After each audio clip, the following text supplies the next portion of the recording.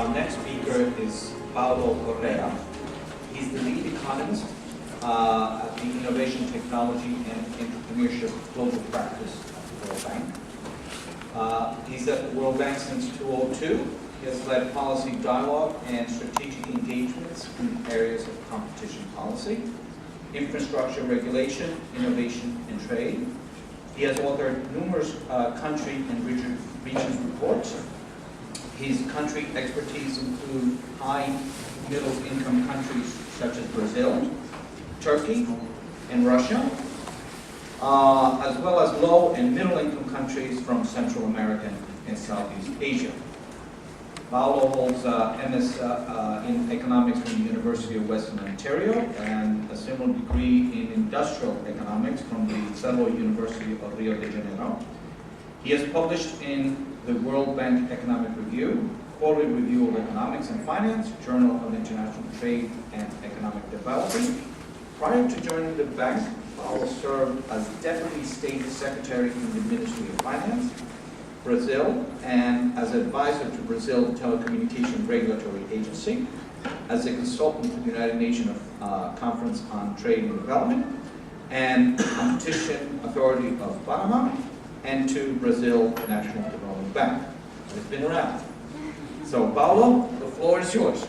The first thing is to say that I was not the one who sent the bio, and it's true. Because, oh, okay, so all the stuff is true. Okay, okay. But thank you very much for the introduction. I think this is where we get. So, there is one big disadvantage in being one of the least. That is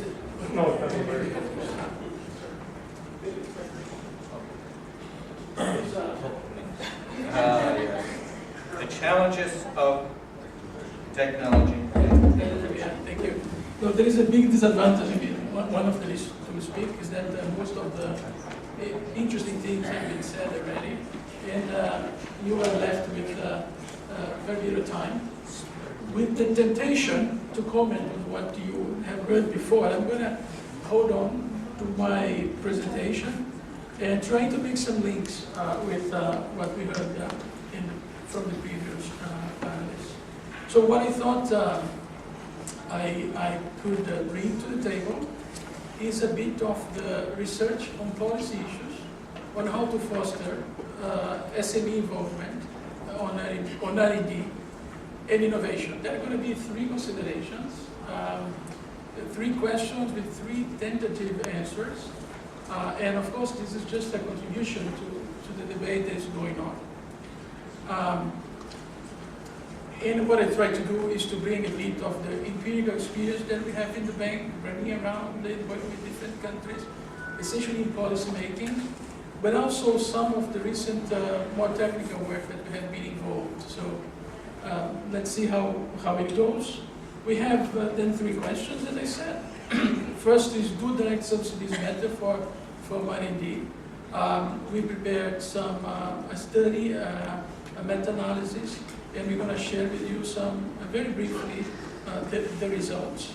Does it apply to developing countries? Because most of these studies about the impact of R&D, of direct subsidies on R&D are done in developed countries. Does it apply for developing countries? We're going to share with you some lessons from Croatia, very briefly.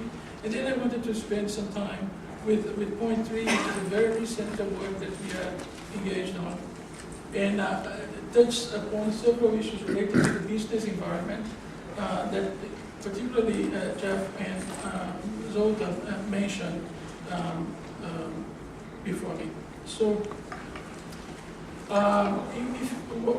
if you are interested in a review of the impact of government support from R&D investments, we finalized recently a meta-analysis, which is essentially an econometric, or it's a study of the studies that address this topic.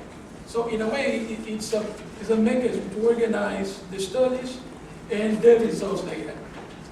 The previous effort had been done in 2000, and the conclusion was that most of the positive impact found in the studies analyzed were related to econometric biases. So there was a lower estimation of this impact. So the conclusion is, or was, we cannot be sure about if there is an impact of public support to farm R&D or not. Now, after 2000, there are a lot of new studies, and most of them addressing some of the econometric limitations that existed before. So what we did is to update essentially this David et al. 2000 study to see if better studies would lead to a different conclusion. This is a World Bank working paper series so far, and what we found, analyzing 37 studies, so this is a relatively small sample, and using this econometric technique in which you try to correlate the characteristics of certain studies with the result. And what we found was that results that had more robust econometric techniques were more likely to find a positive impact. So for those who are more into the econometrics, it is a kind of a problem model in which you literally, in the variable that controls for the type of econometric estimates appears very statistically significant and with the right signal, which in this case was positive. So one interesting, again, preliminary conclusion is that the new studies seem to be a bit more conclusive in terms of the positive impact of public support to R&D and firm R&D. Now, does it apply to developing economies? And I've been working with Croatia in helping the country to set up policies and programs in innovation and entrepreneurship. And there is recent work that tries to see to what extent this is a result that holds for Croatia as well. And then they used 700 companies. This is the sample. The period is 2005, 2007, 2010, where several of these programs and policies were adopted. So there's a bit of a before and after analysis here. But the interesting fact is that two results. Yes, they find that there is a positive impact of direct subsidies to firm R&D, and especially in this case is to underline the fact that we're talking about SMEs mainly. And the other thing that they did is to combine direct subsidies and indirect subsidies, and then you don't find any additionality. In other words, it seems that the tax breaks for SMEs, as we probably know, and is well to some extent established in the literature, is also valid for developed economies, is also valid for Croatia at least. So direct subsidies, yes, positive impact. Indirect subsidies doesn't seem to be the case for SMEs. Now, we can discuss this in more detail. I'm glad to share with you these papers offline. And as I said, I apologize for being very quick on this. I just wanted to get into this last exercise because it addresses more issues, and I think it brings more elements to this discussion here. So we take the case of Serbia to see how different factors of the investment climate are affecting the propensity of firms to invest and how much they invest in innovation, what is the result that they get, and what is the impact on productivity. So let's go step by step here. For those who are interested in more technical part, we follow this Crepon, Duguay, and Maris model from 1998. This is the starting point. And what we try to do essentially is these four stages of analysis. So we think that this is a simultaneous determination problem in which firms decide whether to invest in R&D or not, how much to invest, which is step 1 and 2. Then these investments may or not turn out into innovation, and so they may or not be successful. And then finally, these may have a an impact on firm performance. So we are looking at this four moments of the investment or innovation. This is the case of Serbia. And what we do is that the World Bank has this enterprise survey database which collects information about the performance and the investment climate conditions of countries around the world. So we look at the case of Serbia. And we use different econometric strategies. So what I'm going to show to you here very briefly is the results of the different investment climate factors on the decision to invest and the intensity to invest. I wanted to call your attention to two or three issues here. First is age. We don't find, if you look at the line that says age loss, we don't find correlation between age and the decision to invest, but we do find a negative relationship between age and the amount of R&D investment. So R&D intensity in Serbia decreases with age. And one interpretation for that is that the incumbent firms are those who have dominant positions in the marketplace, are those who have established their dominance in the market and therefore have less incentive to invest. So, but also this has a policy implication, which is the need to pay a bit more attention to younger firms to start up companies. You also see a very positive effect of the skilled workers, especially in the investment, on the volume of investment in R&D. And this has to do with access to talent. Same thing for managers' experience. And we heard here Jeff saying that labor laws may be an issue. This is very important to call attention to policymakers because most of the time we think innovation in a relatively narrow sense. So labor appears here as an issue. We have also evidence that access for finance is important more for the decision to invest. And finally, the last thing that I wanted to mention to you, I'm sorry to do this back and forth, up and down, but the last thing I wanted to mention to you is the issue of competition.